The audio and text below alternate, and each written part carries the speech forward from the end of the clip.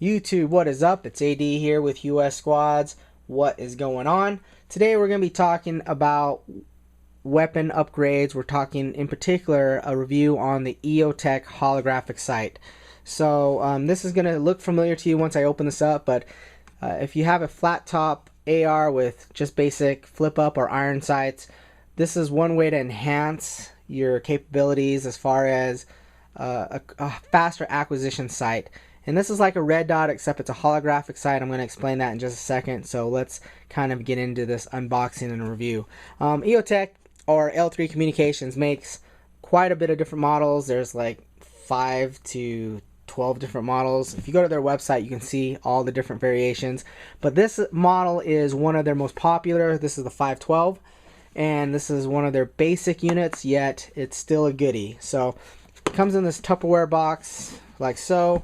When you open it up, it has a little foam pad.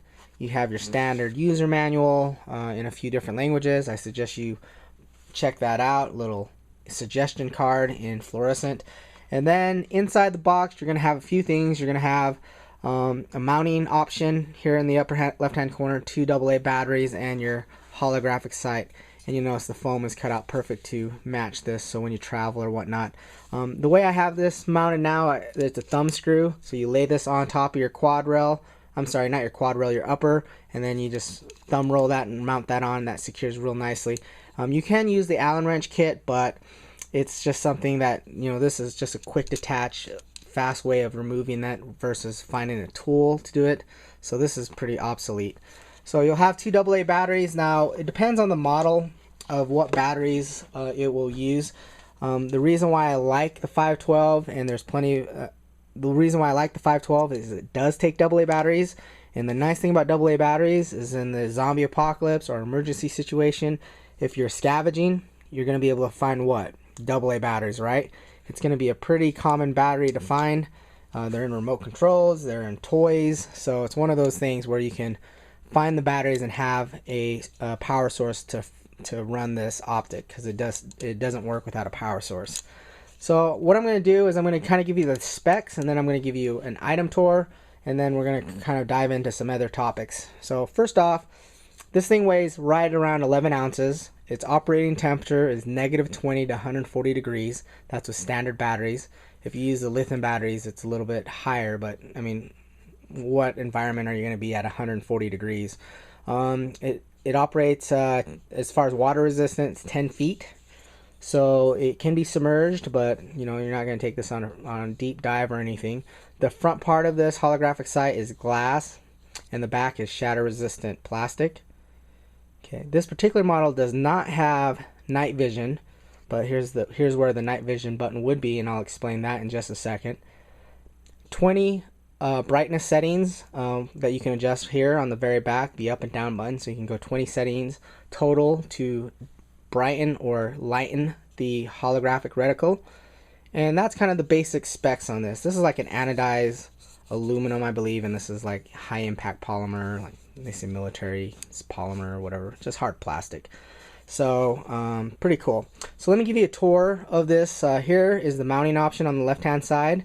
This whole front chassis houses the batteries, and to actually undo it, you simply grab your thumb, lift that lever up, and this front piece comes out.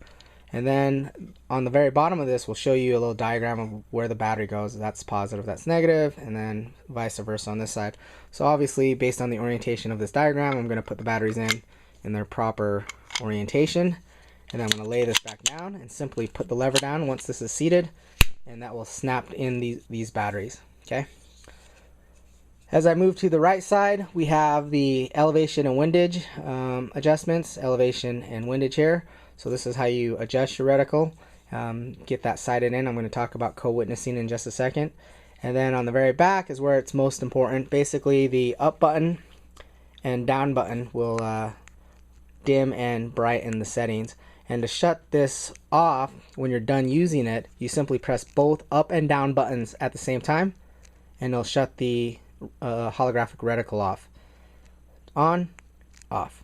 Now, as far as the adjustments on the up and down, this does have an automatic shut off in case you leave it on. Now if you press the up button to turn it on, you'll automatically shut off in 8 hours. If you turn the bottom button or the down arrow to turn it on, like so, it will give you a 4-hour automatic shut off. So that's a little trick that people aren't really aware that happens, that, you know, one of the functions that are built into the electronics of this holographic sight.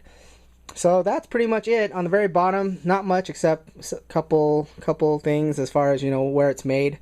Made in the USA, which is always good. And then barcode, which translates to the serial number. So for RMA or warranty reasons, they can scan that and quickly find out what batch this was made at, and, you know, all relative information based on the serial code. So that's pretty much it.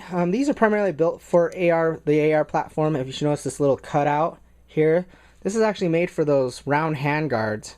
So if you see here, this would need to clear where the quad rails match seamlessly with the old school round hand guards actually have a little curvature to it. So that cutout's designed for that, but obviously not really necessary for my particular rifle.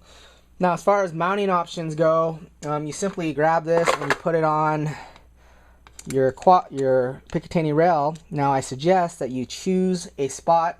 If you have T markings, I use T10 for the crossbar, and T10 is where I put all my holographic sight. So when I mount it and zero it in, it's going to be as close to zero as possible, because I'm not going to move it up and down the rail, changing the dynamics of the optic. So T10 is where the crossbar goes, and that's where I put it. And as you can see, it's very easy to put on.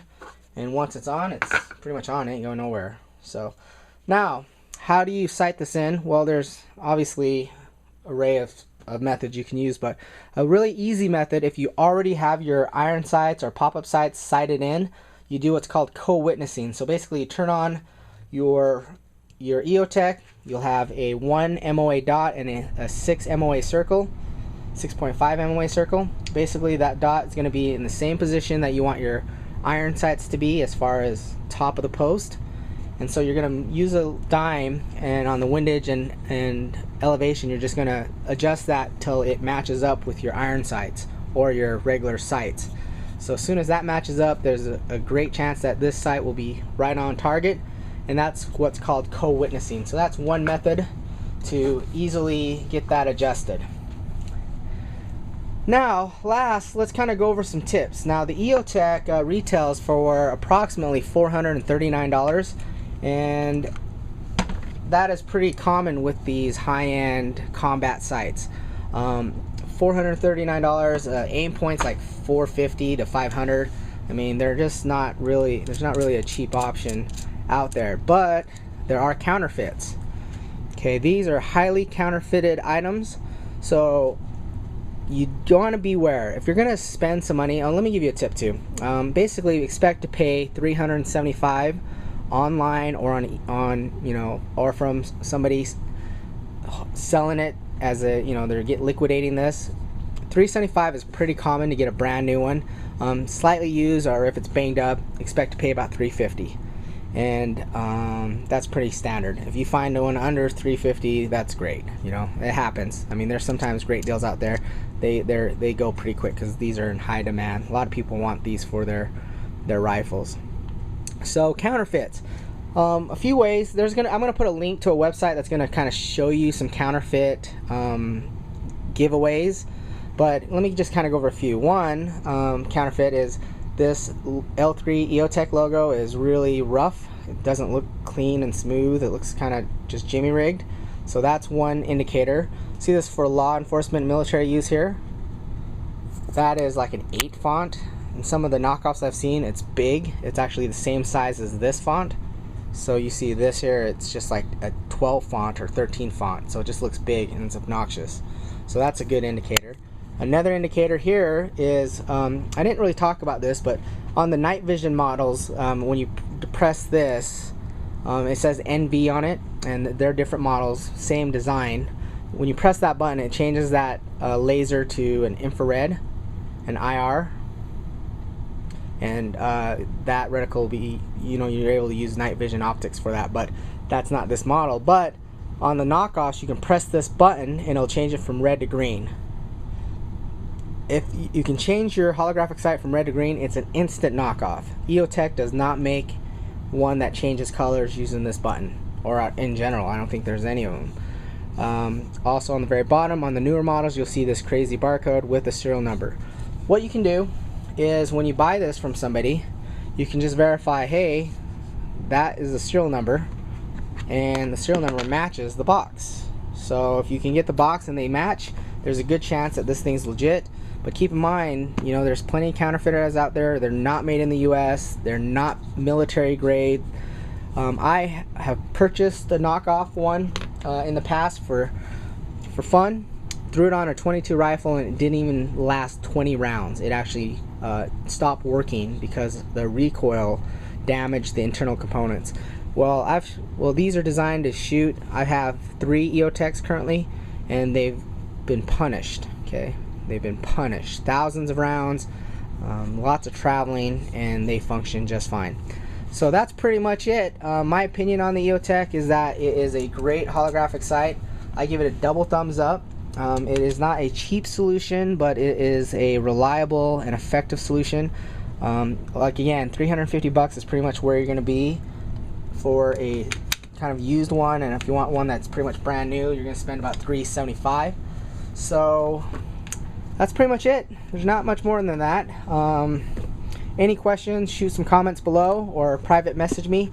If you have any good feedback on that or comments, I've been a fan for years. I have a few of these, so, and I do like the aim points too. It just depends. My brother in Iraq used the aim point comp sight, and he really liked that sight. So it's just a personal preference. It depends on what you enjoy and what you like, but this is a great option. A lot of my team, we like these EOTECHs, and we've been using them for years.